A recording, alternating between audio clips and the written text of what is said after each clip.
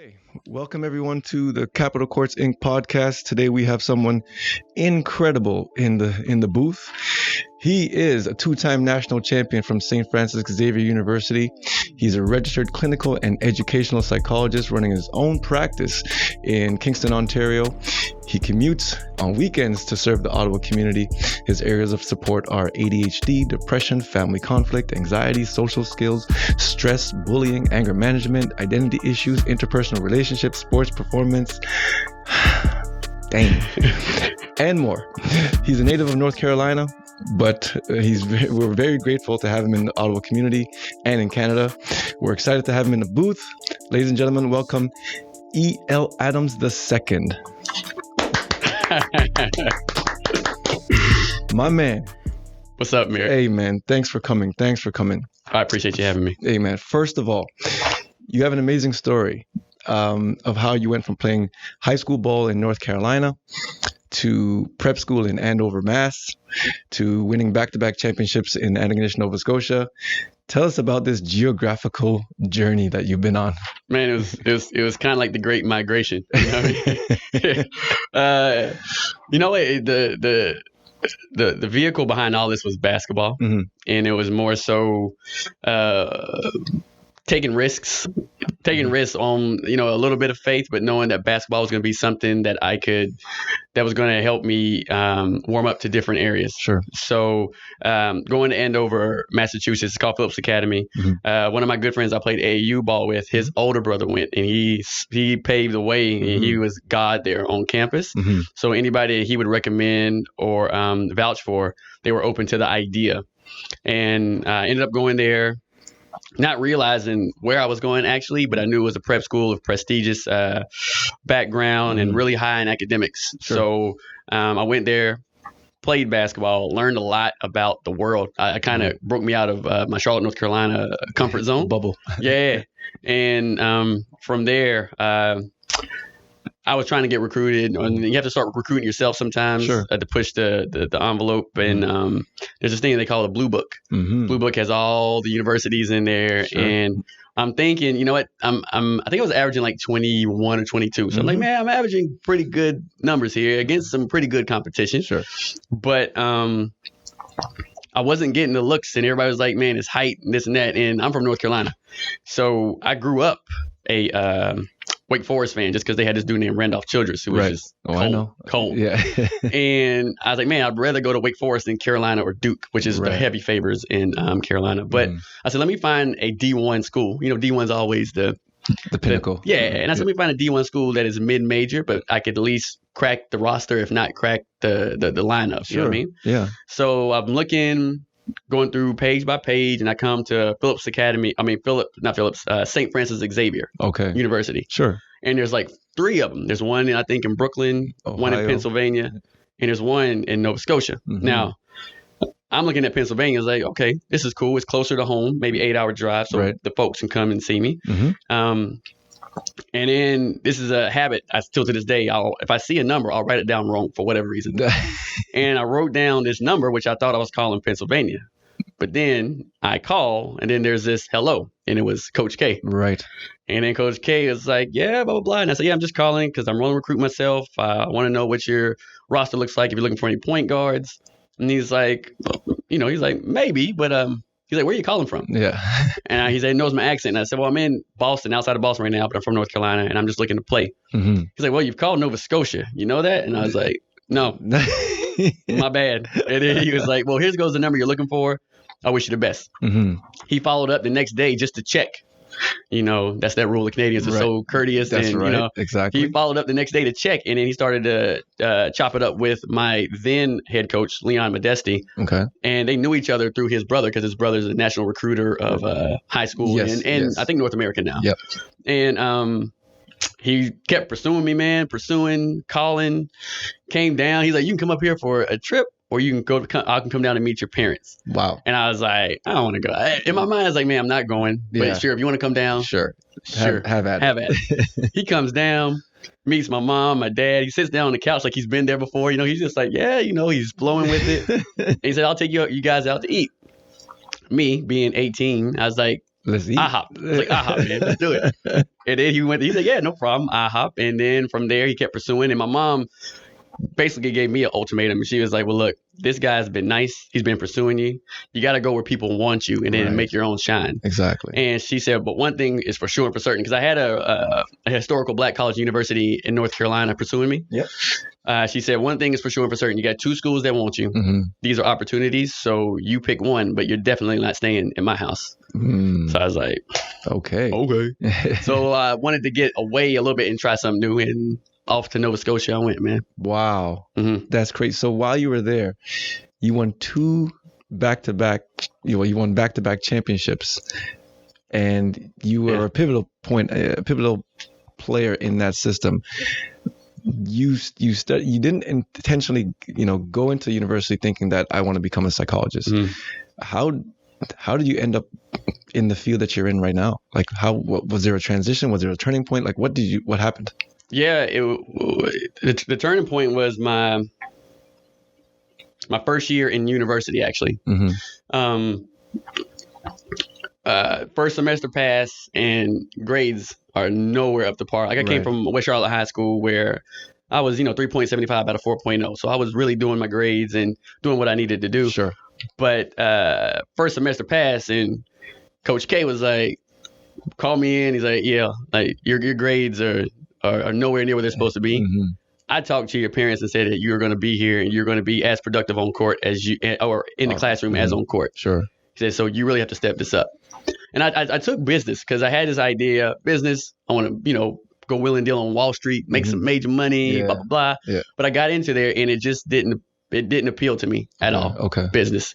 And luckily, second semester, with the practice schedule, you have to kind of arrange your courses so they fit the schedule. And I took a forensic psychology with Dr. Margot Watt. And it just happened to fit. And I was like, okay, I'll take it. Right. I got in there, man, blew my mind. Wow. I was like, man, I was actually eager to go to class and I was really engaged. And then I look back through my history and I've always liked biographies and profiles of the famous and infamous. Sure. And it kind of just clicked with forensic psychology. We're looking at some of the people who are more on the criminal side and criminal court happenings and doings or whatever. Yes. And after that, I was like, man, I want to be in psychology. I don't know what in psychology. Right. But I do want to be in psychology. But you like the field. I loved it. I still love it to this day, man. Yeah. Well, I mean, I've always been a big psychology fan. Like we went to the same school and I too took psychology, but I knew the grad school route. I was trying to be that pro baller. Yeah. So I just went, you know what? Grad school is going to kill my dream right now. So I'm going to go easy on grad school. Let's do this basketball thing. Yeah. So, but I've always been attracted to that. And it's amazing that you took that to another level, through your experience at St. FX and now what you're doing as a living and making a whole career out of it. So congrats to you again on Appreciate that. So many young people today, they struggle with mental health and primarily how they deal with adversity.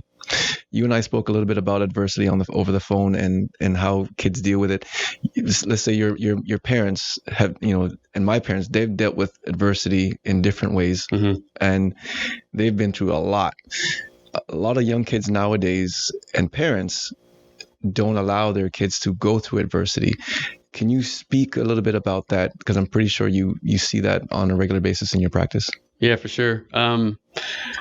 The thing is, in life, like it's gonna be moments and times where things don't go in our favor, right? And I try to explain a lot of things through expectations. Like I expect to go to Tim Hortons and get a coffee, but if they're out of coffee, what do I do with that, right? Right. Can I either rebound or go find another coffee joint? Can I problem solve to try to find a solution, or do I stand there and let it get the best of me? And I think it comes from a good place because parents don't want to see their kids suffer, especially if they have the ability to make change and to resolve the issue. Yeah. But at the same time, sooner or later, they're going to leave that nest, and usually you're going to run into adversity at some time. I call it life's demands. Like life is going to demand something of you, and it's not going to care if you're ready for it or not. Or not. So the idea is for parents, I mean, I'm not saying let them drown, but when they do get in predicaments or they do get in situations where they find their kids are struggling or they have to problem solve, like walk them through it and say, this is what you do in these situations. Sure. Or, you know what, I have this report due tomorrow. I got a game at the same time. I don't know what I'm going to do. I don't know. Like my mom and dad would always say, you have to figure this one out. Like either you can not do the assignment and suffer the loss of the grade. You can miss the game because that is an option. Sure. And then get your grades together. Or you can try to do both of them, but realize this is going to require that you stay up all night to do this and maybe not be in the best form for your game tomorrow, but you can still compete. It's going to take a lot more strength from this situation. Sure.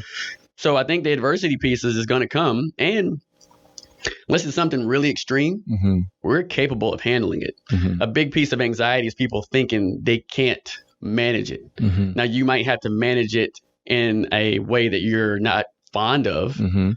Like you might have to miss the game. You're not fond of it. You wouldn't desire that. But at the same time, this is what it requires. This is the predicament you put yourself in. Right or wrong. Yes. So for parents to let them know that, you know, there is a rebound moment and you can resolve this, but it's probably not going to be to your liking. And but you can survive this. You can get through it. You can get through it. Yeah. And do you find that you are kind of coaching parents as well? Because a lot of kids, they learn from the people who are in their lives the most and the adult in the room. And if the adult is having difficulty managing adversity themselves, do they kind of superimpose that on their child? Did you find that situation a lot? It is quite often. You know, I do have those conversations with the parents, and I let them know. And again, there's no right or wrong. It's just how we've learned to deal with issues or deal with pressure. So I've always let parents know, like I'll give them this phrase, like I cut the grass the same way my dad cut the grass, the way he taught me, and the way that you're solving situations might benefit from some modifications, right? Just for you to understand, and then you try to help them a little bit and let them know what anxiety is and what it's not, and help them become more assured in their abilities to solve the situation. And I'm not a parent. You are. So you understand that, and you're bang on. Like they are the most powerful influences in our lives. So for them to say, okay, this is something we've identified. So now let's see if we can work on this and develop these coping skills for you and them. And you said something very powerful in speaking to you off camera, is teaching the kids how to fish rather than just fishing for them. Can you speak on that a little bit? Yeah, it's the idea. It's probably easier for the parents to do it for them. But when you teach them how to do certain things or guide them, and it might not be a one-time thing. You might have to walk them through it a few times. But if you do teach them that, you're developing your kids' abilities. You're empowering them now to say, you know what, you don't need mommy and daddy for this. You can do that. But if there's something else that comes in your way, for sure, we can handle that as it comes. But you want your kids to be as independent as possible. And to help with independence is to strengthen their skills, their problem solve, so that they are able to manage situations when it confronts them. I think that's so powerful, especially for student athletes. And a lot of student athletes, they have the physical tools to reach their full potential, but they lack that mental toughness to get over that hump on a regular basis and deal with adversity. So sometimes the better athlete, you know, you have two equal athletes, but one's mentally tougher. Like, you know, how do you, in your practice, how do you differentiate just like sports performance from an actual clinical, you know, situation or issue? Like how do you differentiate that? And that's when it gets tough, Merrick, because there's so many things, so many variables that are considered when you're looking at a clinical situation versus a sports performance situation. For example, if someone was struggling, let's say, with depression, and depression, one of the key symptoms is that, or one of the symptoms, not a key, but one of the symptoms is that they lack the motivation. What used to excite them no longer excites them. So you see them on the court, you can say, you know what? They look lackadaisical. They look sluggish, but maybe they're tired. Or maybe they're just having an off day. You know, athletes are allowed to have an off day. Sure. But if you start to see things repetitively, then maybe you want to question. And depression can be masked as low iron deficiency. So there's a medical component that you got to rule out as well. Okay. I think a big piece for sports performance is really assessing a player. And so some key things are skill, application, and the confidence to do that. Right. Now, once things, I think clinical steps into the door or to the conversation is when they're now becoming impaired because of something past those issues, the skill, the confidence, and application. Right. Because sometimes people with mental illness, when they step on the court, that can be their safe haven. So you might not ever see it. Right. They might be struggling outside of the hardwood. But then once they get there, they say, you know what, at least this is where I got this. Yeah, I shine. My coach is supporting me. I love my teammates. I feel my self-esteem goes through the roof when I'm out here playing. So it's really hard. And I think it goes at the bottom. The bottom line is you have to have some ongoing conversations to ask and feel comfortable to ask and let them know it comes from a good place, not from a place of judgment. It's just saying, you know what, I'm a bit worried about you. You know, you used to be chipper, and for the last 3 or 4 months, you've been down. Like, is there something going on? Something you want to talk to me about?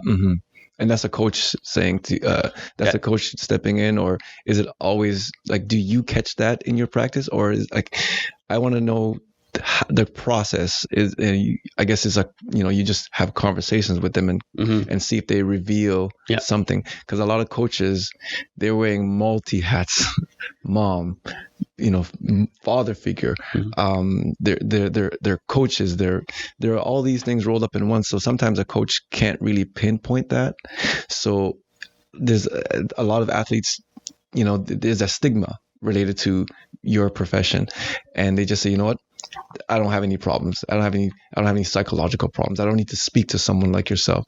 And they just kind of mask it or deal with it, and they never get to reach their full potential. And it's sad, but it's very difficult to manage in, you know, and I could just imagine, like, we as coaches are not equipped, and until there's a reach out to someone like yourself, it can go undetected or unaddressed, let's say, and follow them in their lives. And I just want to make sure that, you know, it's something that, you know, having you on as a guest, you're able to kind of let the world know that these are really serious issues, as serious as, okay, I got an ankle injury. And I've heard you say that, you know, it's a physical ailment. You know, you're not going to just put ice on it. You got to rehab it. So I think it's the same in your field. Would you say? Oh, for sure. It's the parallels are there, man. Just because, like you said, with your ankle, let's say you broke your ankle, you're going to go now to a doctor. If you are having a mental health issue, best practice would be for you to go to the doctor because you're not feeling well or you're emotionally hurting. Then the doctor was going to recommend a treatment plan for you. You might have to get surgery or whatever. And then someone like me would recommend a treatment plan. I think, you know, some cognitive behavioral therapy would be beneficial for you. And these are the reasons why. Same way the doctor would walk through you and say, you can have surgery or not have surgery, but these are the reasons why I think surgery would be best for you. And then from that, you look at the intervention. So then you would go to a physio, and now you're going to be coming to me ongoing until we can resolve some issues. The painful piece about physical versus mental is that the doctor could tell you in 6 months your ankle's going to be good to go. Like, you're going to get clearance and you're good. With me, I can't be so sure, and we're just going to have to take this journey and walk through it. But what I want people to understand is we say mental health and physical health, but your body won't separate that. Your body's going to react. Your body's just going to know I'm in pain and things aren't right or things aren't the way I would like them to be. And this is how it's going to come out. So for people, especially student athletes, like the athletes are the gladiators of our time, right? And we see them as unstoppable. Some of these guys and girls, they have these massive bodies, this extraterrestrial skill. Like, man, I've never seen a person move like that before. And they feel that if they had a broken ankle, there's no way they would stay away from the doctor. Right. But with mental health, it's a stigma, as you mentioned, where I'm going to seem weak. I'm going to seem like I'm faking. I'm going to seem like I'm a detriment to the team. There's all these things that go through their mind, and or now the coach probably won't favor me anymore, or I'll lose my position. And some of that has some truth to it, right? They're worried about maintaining their spot. But at the same time, if we're looking at optimal level of performance, you want to make sure that you're looking after your physical along with your mental, just so that everything can function fluidly and efficiently. Right. And so we deal with a lot of issues in society now. So one of the major things is cyberbullying. And there, back when I grew up, the bullies got bullied, and it was right there. It was right there. Like, you just do it out, a bully comes up, give me your money, and he's like, you either put it up, or you get your money taken. So, but now, or run, flight. So, but now it's, kids are hiding, or kids and adults are hiding behind computers, they're hiding behind their phones, they're hiding behind, and it's just so easy. How would you say, if you were a father, what would you tell your son how to deal with cyberbullying, or exposing yourself to the public on social media, and then being criticized for whatever you do or whatever you're wearing, or like how do you handle cyberbullying? Well, it comes with a lot of conversations, and there's a lot of layers to that as well. I think with cyberbullying, you have to let that individual who's being bullied, you have to let them know that, when you're on social media, it is good to connect, and it's good to learn of different, backgrounds, or whoever, conversation circles, support groups. But that does open you up to somebody who doesn't have the best intention. And when that person does surface or does start to attack you, for sure, there's no reason that you have to keep that to yourself. Secondly, you do have the option to block. Like, some people think that if they block people, then, oh, well, now I'm punking out, or oh, now I'm going to be the person, or the point of ridicule. And it's like, well, no, you are removing yourself from a situation that isn't helpful, that isn't positive. It's not healthy. Yeah. So there's no reason why you have to subject yourself. You can even, and this is where I don't catch a lot of students. I was like, you can just cut it off. And they were like, oh, well, I can't cut it off. It's like their left arm, right? No. So you want to make sure that they're able to realize their powers to manage it, that they are in control of who they interact with. And let's say you have an anonymous person on one end, and you block them and they resurface. You just continue to block them, and know that, for one, with your esteem, like what that will do to you, and secondly, that you don't have to associate with people that you don't want to. Exactly, you have the choice. And so in the sports world, there's been a lot of talk, or it's just what the movement in the NHL. So from coaches that have been doing things outside of the boundaries of coaching, and they've get into bullying. So the NHL has put forth a whole new initiative to voice for players, to empower the players to come and share their stories anonymously, and making sure that everything is taken care of, that they're in a healthy and safe environment. So I think there's a movement for that. Bully coaches are around. They're still around. Sure. How do kids or players protect themselves? Because is there long-term ramifications, of and effects of how, kids deal with a coach that has been bullying them, or been marginalizing them, or calling them names, or, physically abusing them? Like, what are the safeguards? Like, what do you say to a parent or a player that is a victim of that? Well, first off, coaches are put in a position of high esteem and power. A lot of responsibility too comes with that, though. And especially in the youth, these are very impressionable minds. These are young kids, up to the age of into their teens and late adolescence. Say, man, you know what? There does have to be some expectations. There does need to be some some standards where this is my ship and I want you to follow these rules. But then there is that boundary that you cross where it now becomes detrimental to that individual in a multitude of ways. It could be now I'm losing my drive for basketball. Now, what does that do to me? My self-esteem, my self-concept, how I envision myself in this team. And I think parents, it's tricky too, because you don't want parents to say, well, you can't yell at my daughter. But then you say, well, coach does yell at coach does yell at the player. Sure. I think when that boundary of the line crosses, and the stuff in the NHL was highly extreme. And it's been mentionings of, back in the day, we were talking about Bobby Knight and how he crossed the border. And I think a coach needs to know who they're talking to, even as a professional player. Like, there's a line where, like, at least we're men. Like, yes. Come at me like a man and just be respectful, because at the end of the day, I do think a coach usually knows more than the player, So you want to give them that room to help develop and to help challenge and to hold people accountable. But at the same time, like, you don't have to berate somebody. You don't have to tear them down and then expect them to play for you, because that's what do you think is going to be the result of you tearing somebody down and then having them come out? Another thing too is personality. You played basketball through basketball, even at the highest level, right? And within your team of 12 or 15, there's some people who can take a thrashing, and there's some people where, man, it'll ruin their season. They're going to fold. Yeah.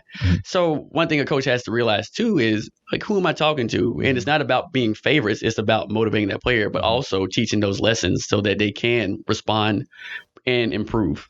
So if a coach, like, there's often times where a coach is, dealing with their own issues and basically superimposing that on the players that they coach. If they're going through mental issues or mental, problems, can that be an issue as well? Because sometimes, you are who you are, and there's a fine line, as you mentioned. There's a border, and it gets crossed because it works. Results come from kids doing exactly what the coach says. Right. So how do you weigh the two? Because they're, it's beneficial. People win. So, like, what do you say? Well, I think for anyone who's going through some mental health challenges, it's not to say that you can't be productive, that you can't carry out your job. But once that starts to get in the way of your daily functioning, how you interact with people, how you're responding to pressure, then I would say that the coach needs to take a step back, because coaches, athletes, if we look at like I always tell people, there's a numbers game with this, the population, like the NBA, for example, has like 450 people. Within that group, there's going to be somebody there who has dealt with divorce. Yes. There's going to be somebody there who has dealt with anxiety, and that's popping up with, Kevin Love and DeMar DeRozan and all these people who are following. So within this scope of people, there are going to be someone or some people who are dealing with the situation. But a big piece, for one, is for them to self-identify and say, you know what? I probably shouldn't be talking to these students like that, or be talking to my players like this. There's a better way that I can do that. Now, with that success, like with Bobby Knight, for example, when he was recruiting whoever, you kind of knew who you were going to.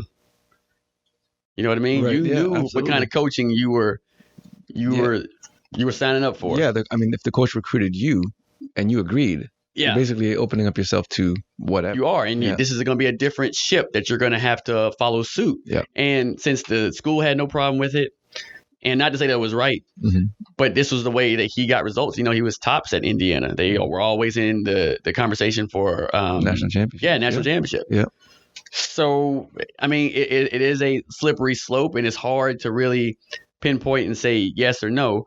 But I think coaches, when they're working with impressionable minds and they're building, like, this is when you're building the character of an adult, and you want to think about what your words are going to say to them. But again, I want to mention that there are going to be challenges and there are going to be points where the coach is going to say you're not stepping up or you are messing up. So you know what? To the bench you go. Deep into the bench. You know what I mean? We'll talk about this tomorrow. Right.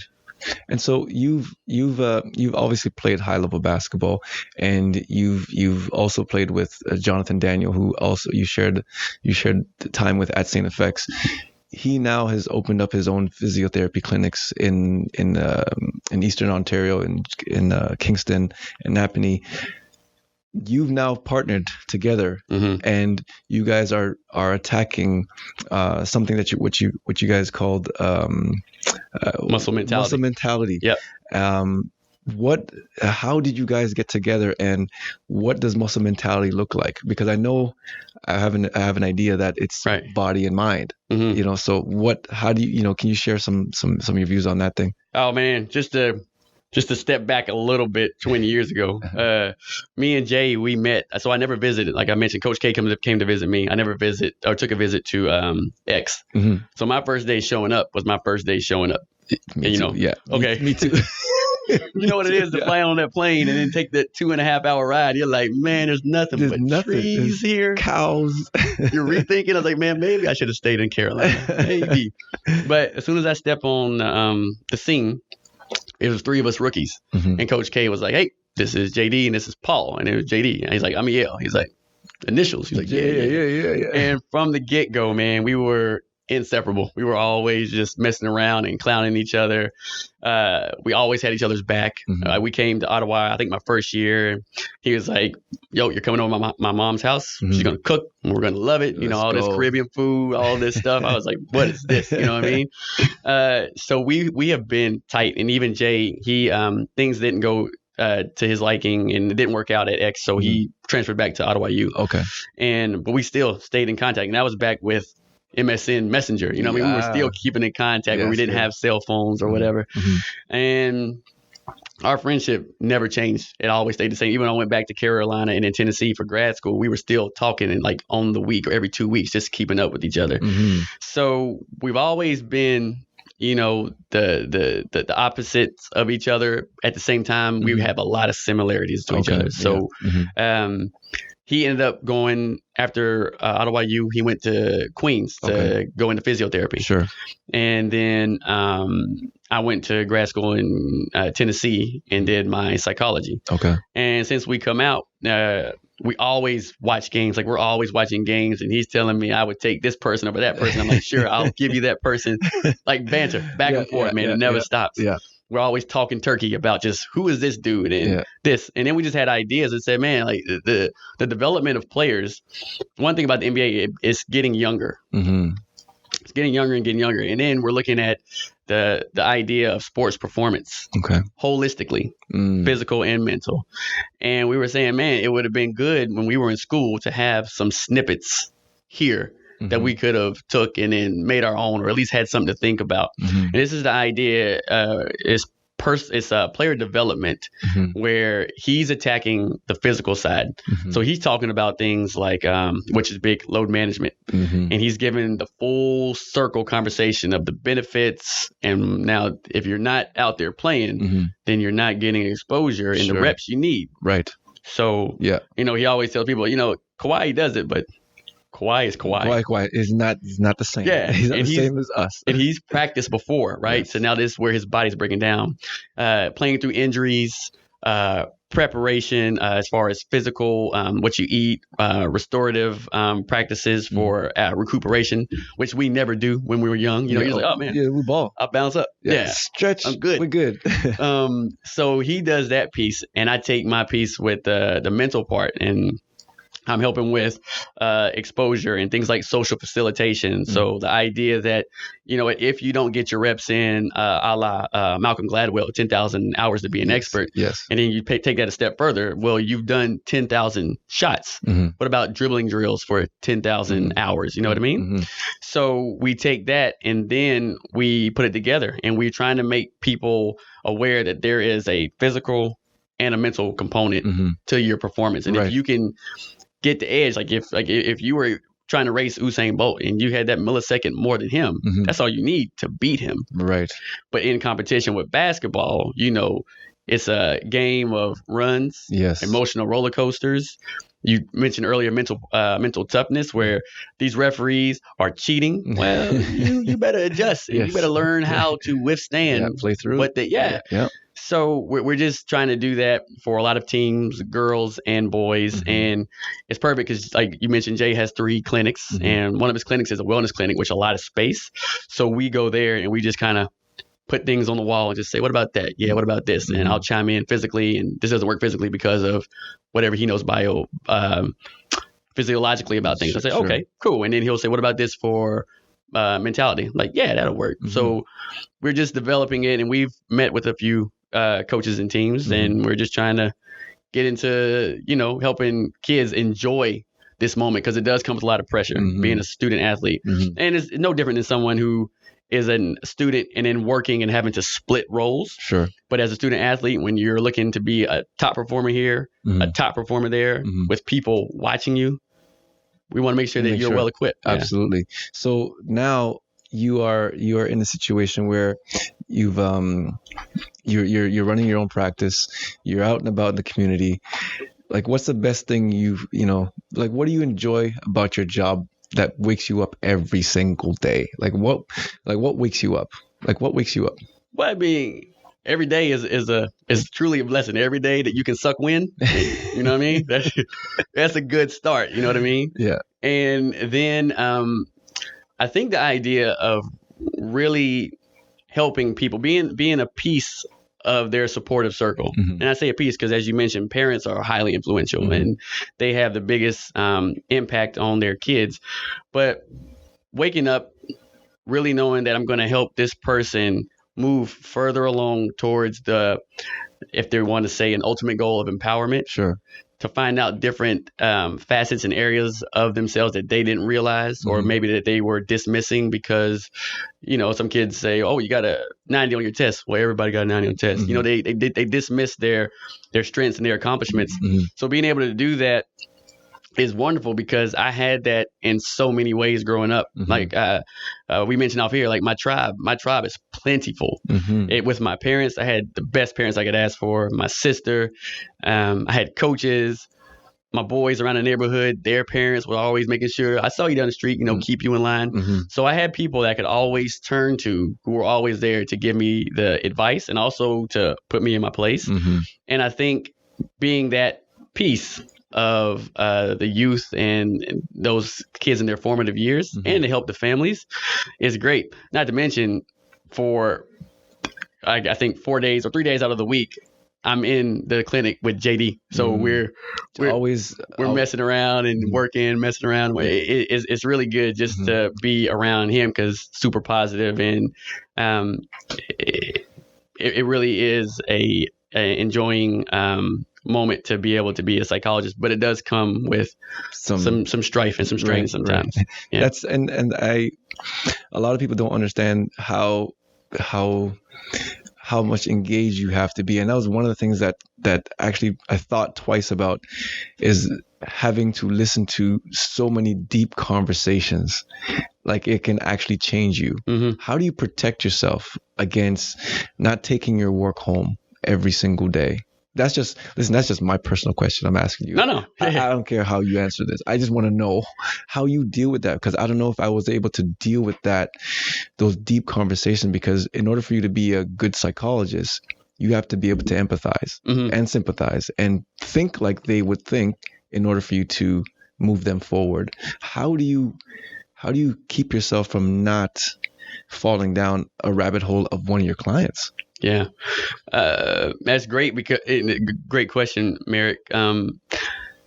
You're right. Every day I'm consuming that in some form or fashion, whether I'm talking to somebody or reading through their files, looking at their experiences. What's important in any walk of life or employment is to make sure you have your boundaries. Like, you have a strict boundary, and you do as best as you can while you are there in that moment. But realize too that in order for me to be the best for them, or even for my family or my friends, I got to be able to cut this cord somehow, some way. Mm-hmm. And that way I can rejuvenate, I can revitalize, and then come back the next day and do the same thing over again. Mm-hmm. I mean, you hear sometimes a lot of things and people at their worst, and you see a kid who, like adults, we can kind of make some decisions. Like if I had an argument with somebody, Mm-hmm. I go home and you can't come in my home, right? I can escape and Mm-hmm. have my space. Sure. Whereas kids, if the issue is between their parents, they're there. Mm. And you really, really empathize and take notice to what they're going through, Mm-hmm. and really try to support that as best you can. Mm-hmm. A lot of encouragement, but to not fall down that rabbit hole, because it does. They gave a term, compassion fatigue, where people just give too much. Mm-hmm. A lot of givers, like teachers, nurses, Mm-hmm. or medical field. Sure. All these people who are giving. I would say even coaches, like you said, coaches play a lot of roles, Mm-hmm. where you have to be that supporter, you have to be that disciplinarian, you have to be the one, like if it came to something financial with the family, or if it came to a breakup with the family, you might be the only stable source in their life right now. Mm-hmm. So it's the idea of saying, man, I'm thinking about them. I'll go home, and when I see them again, I'll make sure that we try to keep speed and make our way towards progress. Mm-hmm. Yeah.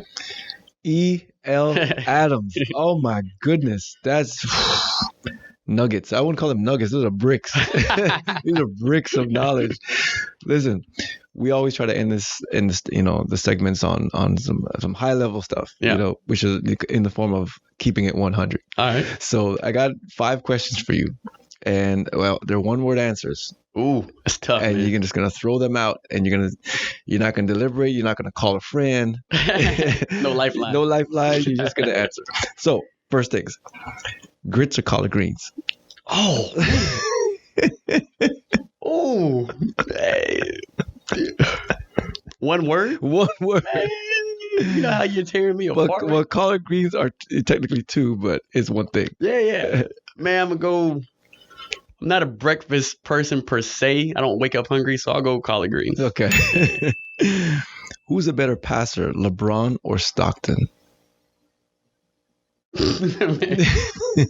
I mean, I'm not an analytics person, so you go with the numbers. But at the same time, LeBron he's taller. He got an advantage. But I'll say this. You know what? I'll say Stockton. Okay. Because it was pick and roll. He picked you apart with the same thing, and you still couldn't stop it. So I'll go Stockton. Okay. Good. What's more powerful, the body or the mind? You know what? On some real life stuff. My pops went through a stroke at one time. He's good too. Okay. But at the time where he was impaired physically, his mind was still there I need you to take this and pay the bills. I need you to go and do this, and this needs to be done. So he was still had his mental faculties, though his body was failing. His left side was impaired for a bit, and he's recovered, I guess, 98% now. But I think seeing that and knowing that your body was failing him or impaired, but he still had the mind, I was like, man, the mind is, whew. It's a powerful thing. It is. So, and maybe I'm a bit biased too. So I'll go with the mind. I figured you'd go that route. Who's a better dunker, Vince or Jordan? Oh, hands down. Can I say my own, or is it Vince and Jordan? It's either Vince or Jordan. All right. I'll go, hands down, North Carolina, Jordan. Well, they're both Carolina as far as college. Yeah. Nah, man, Jordan, yeah. I mean, he still sells the same shoes over and over. Let's go with Jordan. Hey, man, okay. But I will pipe in. Yeah, give me your. I think best game dunker all time, Sean Kemp. Sean Kemp. I'm not mad at that. Oh, I'm not mad at that. Posterize. Rayman. Oh my God. Hey, so who? If you had one superpower, what would that superpower be?